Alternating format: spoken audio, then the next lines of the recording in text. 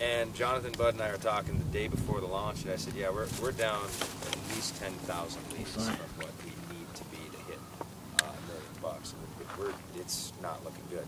And we were having terrorist attacks from the Philippines to crash our servers. So the night before, we couldn't even build the site because it was getting terrorized by just a hater.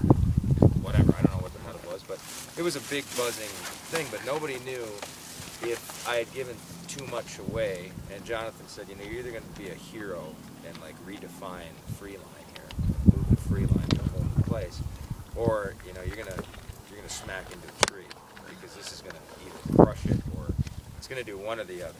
Because there was so much energy crashing and whatever.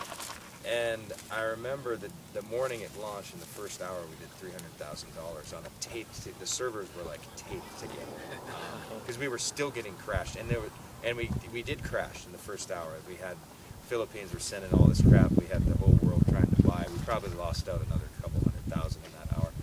And I remember we got to it, and it was going to hit.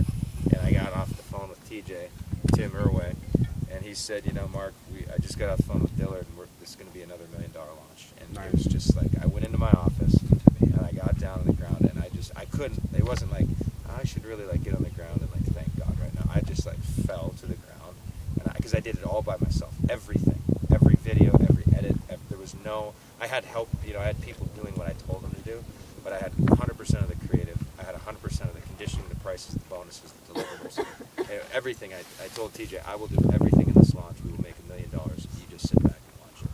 And it was all up in jeopardy the night before. And then the servers crashed. They were down half the launch. We still made $1 million. But I remember for me, I summoned that moment when shit's getting ugly, right? And I think to myself, I think back to that basketball moment. I think back to showing up in that launch. And, it's those crisis kind of overcoming things. That's you summon that stuff. And that's, for me, how I just have grown a real gristle of,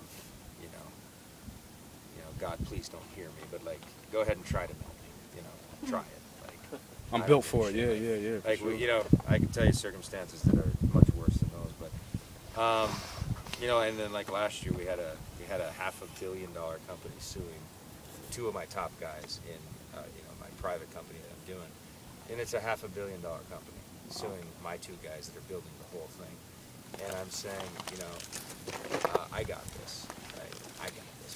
I got it. And we got it. And we did it. And so it's just unbelievable. But the worst things in your life are the best things in your life. Sure. That's the weirdest part of this whole mystery. Like that. I mean, this story was, how amazing is that?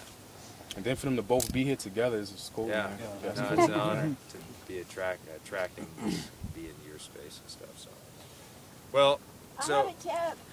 Take us. Okay, Give us whenever a you tip. have these moments where you're feeling really confident, snap your fingers, and then when